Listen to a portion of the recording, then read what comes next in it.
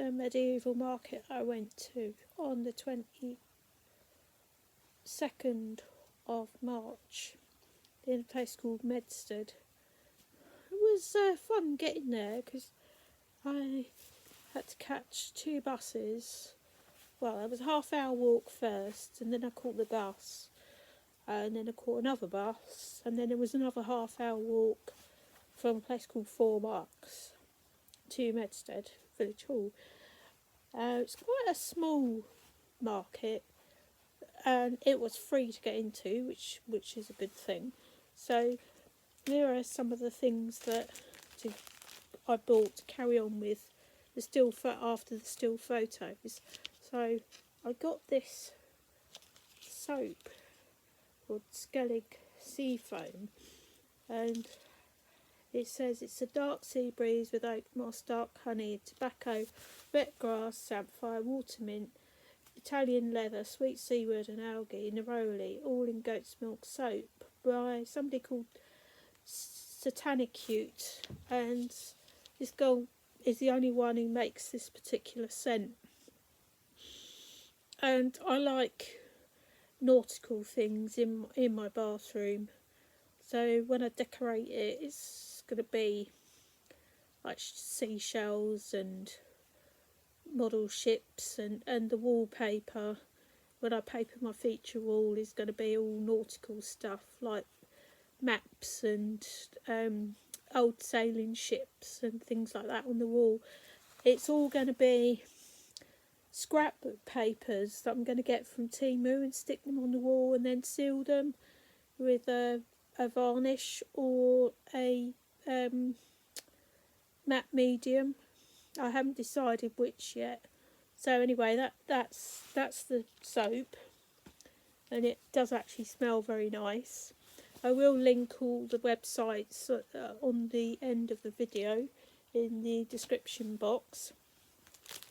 I got this tea called Coven's Comfort, and it's meant for aid to sleep.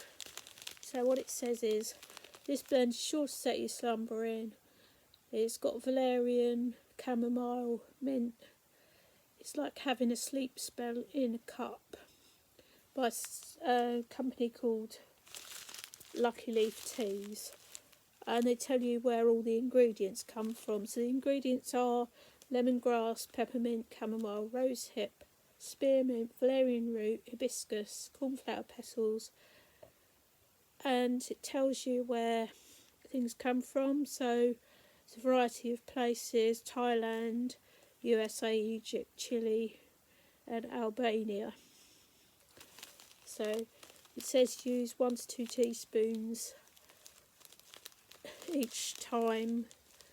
So it's obviously loose leaf, so you need a diffuser, which I do have, so I can't wait to try that. And the one who sold it to me gave me this catalogue, and in here he's got all the different blends that they do. So there's some more on the back as well, and I've obviously got QR codes for you to follow. There's a lady bookseller selling meats and doing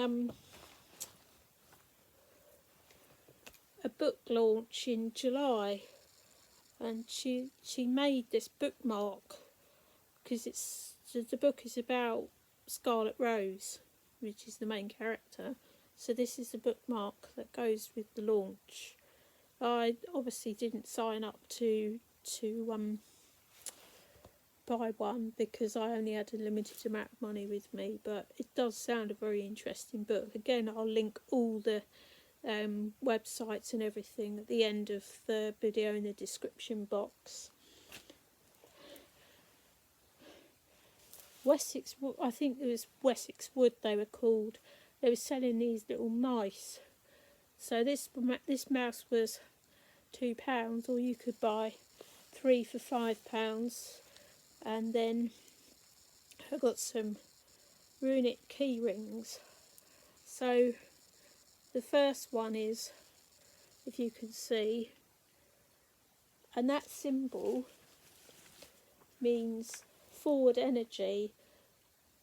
If it's upright, which it's not, it's partnership, steady progress, trust, discipline and cooperation. And if it's reversed, like it is, it means restlessness, mistrust, disharmony and stalled progress. I wish I'd picked a different one. And then this one is necessity, when upright, is also constraint, scarcity and hardship. And if it's reversed, it's burnout, self-neglect and self-deprivation. Again, I wish I'd chosen a different one because I seem to have picked two that aren't very conducive to positivity, but never mind, you can't have everything.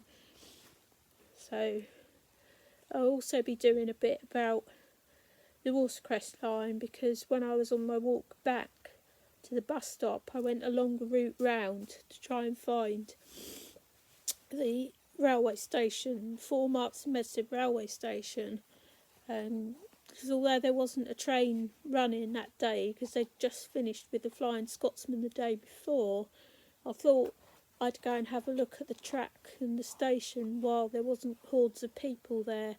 And there was only one other person, and he was waiting for 2 high-speed train power cars because they were on their way to Walsford to ship the Flying Scotsman back to Alton for its onward journey to Birmingham, and I'm not sure where it's going after that.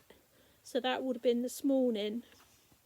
So I'll try and link the Flying Scotsman tour link, if there is one, so that you can see where else it's going to be. So that's it for this bit, and I'll be back with the Watercress Line section in a minute.